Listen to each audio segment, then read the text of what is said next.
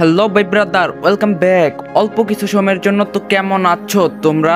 সেখান থেকে মিমের জন্মদিনে একটা টেডি ডিয়ার কিনছিল, কিন্তু এই দোকানটি এখান থেকে অনেক দূর, না হলে 1 ঘন্টার রাস্তা।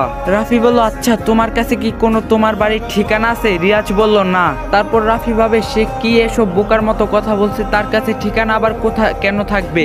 আসলে তারও মাথা কাজ করছে না। রাফি বলল, চলো আমার সাথে। রিয়াজ বলল, কোথায়? আমার বাড়িতে। রাফি বলল, চলোই না আমার সাথে। রিয়াজ বলল, আচ্ছা একটা কথা বলি, তুমিও কি ওই আঙ্কেলের গুলোর মতো পচা নাকি? রাফি বলল, না তুমি এসব কি বলো, আমি হলাম তোমার বন্ধু, আর আমি কি পচা হতে পারি? এই বলে তাকে নিয়ে হাঁটতে থাকি, যদিও সে জোরে হাঁটতে পারছে না, পারবেই বা কি করে? এতটুকু বাচ্চা কিছু না খেয়ে এমন ভাবে চলছে। আসলে রাফিরও আর শরীর চলছে না। এদিকে অনেক সময় হাঁটার পর আমরা সেই দোকানে পৌঁছে যাই। হঠাৎ ফজরের আজান শুনতে পারি, তার মানে সে একটা রাত কেটে ফেলছে, আর একটি দিন শুরু। তারপর রিয়াজ বলে ওঠে, হ্যাঁ এটাই তো সেই খেলনার দোকান। রাফি বলল, এখন কি কিছু মনে পড়ছে? রিয়াজ বলল, একটু একটু, আমার মনে হয় এই পাশ দিয়ে এসেছিলাম। তারপর রাফি তার কথা মতো আরো 2 ঘন্টা হাঁটতে থাকে তার দেখানো পথে। এদিকে রাফিও একেবারে ক্লান্ত হয়ে বলে, এবার কি তোমার বাসায় এসেছো? রিয়াজ বলল, ওই তো আমার বাসা দেখা যাচ্ছে।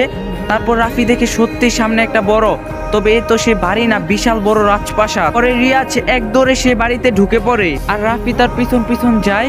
হঠাৎ একটা বয়স্ক লোক দৌড়ে এসে রিয়াজকে জড়িয়ে ধরে আর তাকে বলে, নানা ভাই তুমি এত সময় কোথায় ছিলে? আমরা সবাই তোমার জন্য কতই না চিন্তা করছিলাম। তোমার মমসের কি অবস্থা হয়েছিল জানো? রিয়াজ বলল, আমি আর কখনোই তোমাদেরকে ছেড়ে যাব না, প্রমিস। তারপর সেই লোকটি বলে ওঠে, রোদেলা, ও রোদেলা দেখ মা কে এসেছে, আমাদের রিজু ফিরে এসেছে। তখনই একটা মেয়ে সাথে সাথে ছুটে আসে আর রিয়াজকে জড়িয়ে কাঁদতে কাঁদতে বলে, তুমি মাকে ছেড়ে কোথায় গিয়েছিলে আব্বু? আমি কি না ভেবেছিলাম। রিয়াজ বলল, এই তো মা আমি ফিরে এসেছি, আর জানো এই আঙ্কেলটা আমাকে তোমাদের কাছে নিয়ে এসেছে। তারপর রোদেলা আমার দিকে তাকিয়ে বলে, ভিডিওটা ভালো লাগে একটা লাইক দেওয়া যাবেন।